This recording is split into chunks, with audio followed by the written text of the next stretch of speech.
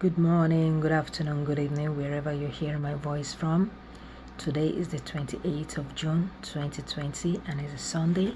We thank God for He has preserved our life to this very hour, this second, this minute. We give Him all the glory, adoration, and praises.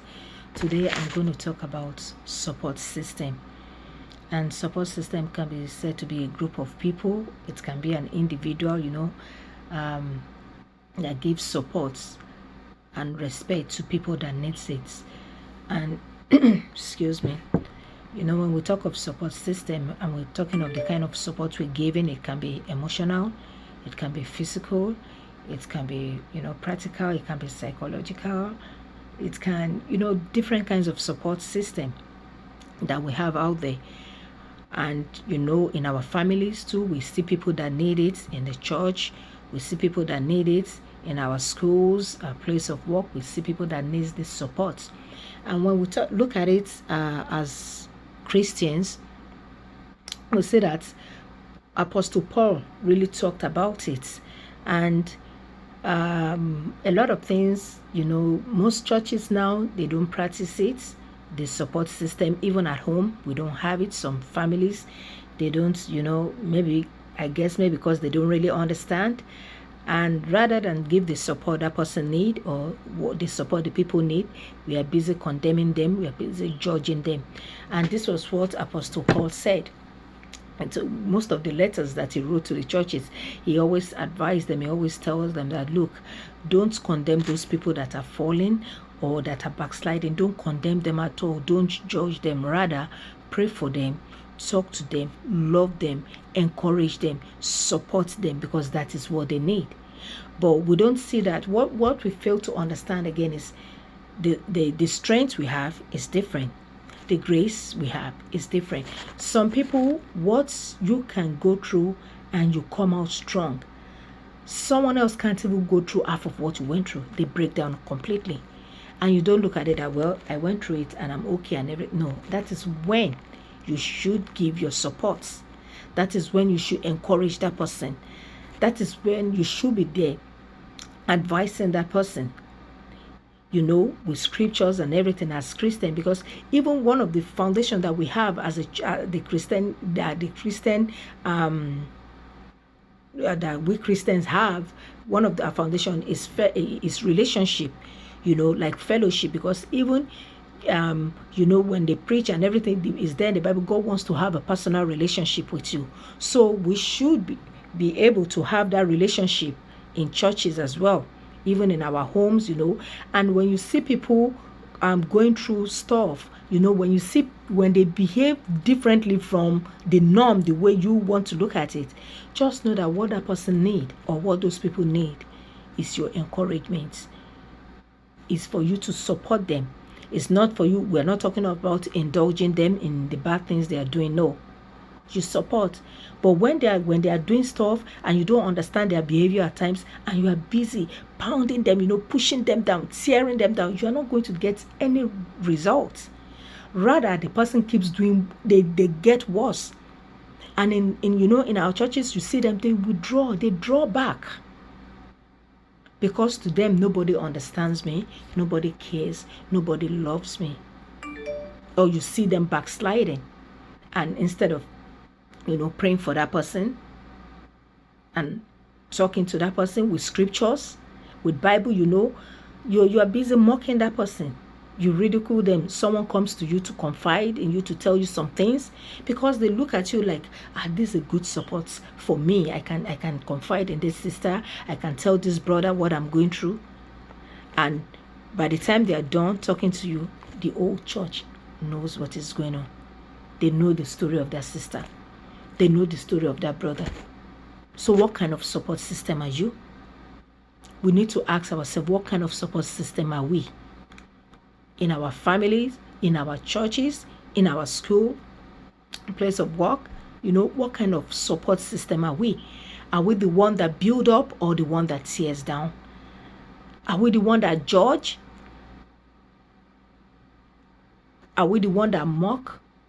Are we the kind of system that mock people, that laugh at them instead of encouraging them?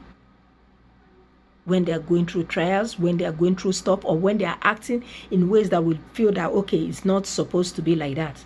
We should have in mind that some of them, they are weak. They are not as strong as we are, or as you are, or as some of us are. They are not.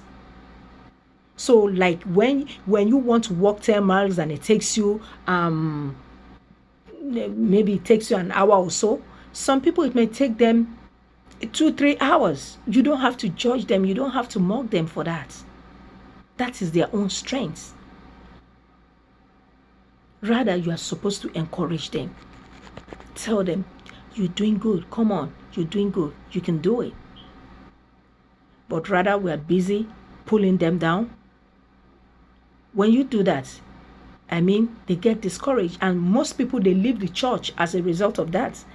And when you ask them, you hear things like, well, I was going through so and so, and I confided in sister so I confided in brother, so I told pastor this and that, and the old church, they know everything about me now, and I'm the talk of the church, or I'm the talk of the community, I'm the talk of the school now, I'm the talking of the family now. The support you're supposed to provide for that person, you didn't provide it. You did it the other way around. Rather, you made it worse. So we should ask ourselves, what kind of support system do we want to be in the church? What kind of support system do we want to be in our community? What kind of support system do we want to be with our families, our siblings, our parents, our uncles? What kind of support system? We all are different. We are wired differently. We are wired differently. God is a God of varieties. He loves varieties. So the way he has done it is so different. No two person is the same. You should know that. We all should know that no two person is the same. So we should try to be of good support system instead of the other one, which is a bad support system. Because if you are not supporting, if you can't support the person, if you can't give words of encouragement, if you can't intercede, if you can't stand in the gap for that person, let that person be, and let God raise someone else up that will do it. If you don't do it, God will raise someone else up. But we want to pray that, we all want to be of good support system to our loved ones, to even in the church as a whole. Because that is how the church can grow. We watch out for each other. We know, okay, this sister is going through this person is going through it, this person is weak, we know this, okay, so we have to go, and according to how this sister is working, I don't expect that she should be this by this time, she should be this by this time. No. Everybody have their weakness, everybody have their strengths. The strength you have is different from the strength that person has. And that person may be weak-hearted, feeble-minded. It's in the Bible, it's there. So we have to encourage them. We have to pray for them. We have to intercede for them. In whichever way you want to help them, check on them. You want to call, because that person has an issue, and you know that if they don't get that support, it's going to be another story entirely. Even it's in the Bible, in the book of 1 Thessalonians chapter 5 verse 14. I read, and we urge you brothers, and admonish the idle, encourage the faint-hearted, help the weak, be patient with them all. So now Thessalonians is saying that those that are idle, there's nothing wrong with them. They are just idle. Talk to them, let them know what they have to find something doing. But he said the faint-hearted, the weak, that you should help them. Help them. You should treat everybody equal. That is what the Bible is saying here. And if we look at the book of Romans 12:13, it says, we who are strong ought to bear with the failings of the weak and not to please ourselves. That means if God recognizes that some people are weak, he knows that some people are weak, that they will need that help from those that are strong. Because our strength, like I said, is different. It differs from each other. So you are not supposed to look at someone that is fallen or that fell, and you start laughing at them, you start mocking them, or people come and tell you their problems, and you pick up the phone, you start calling everybody.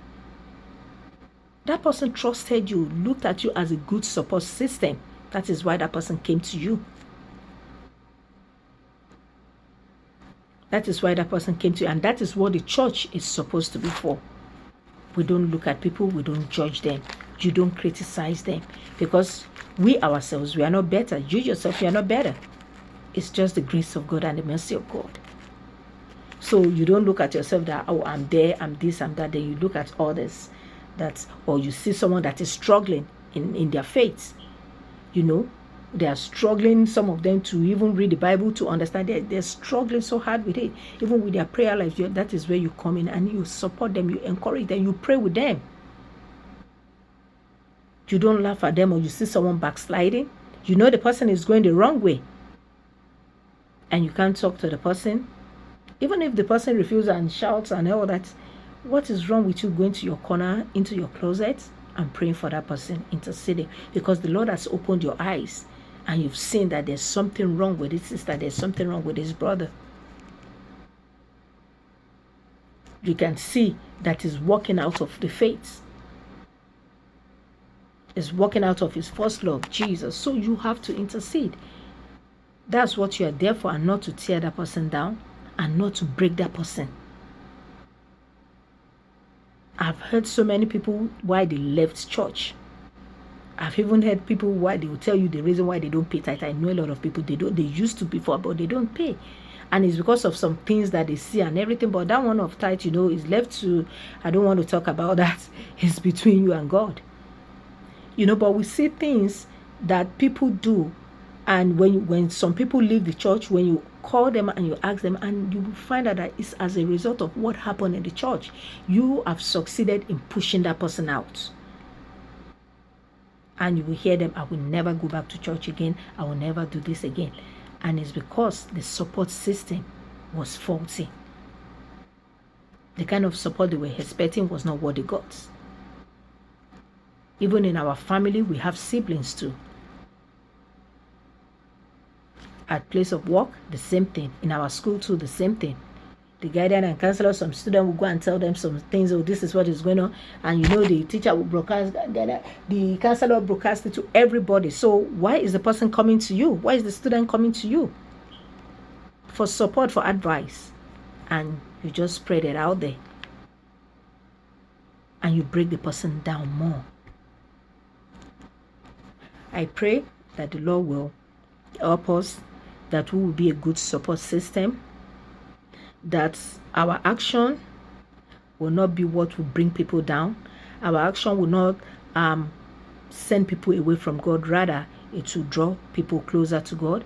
It will make them hunger and thirst more for God. Have a blessed day. Bye.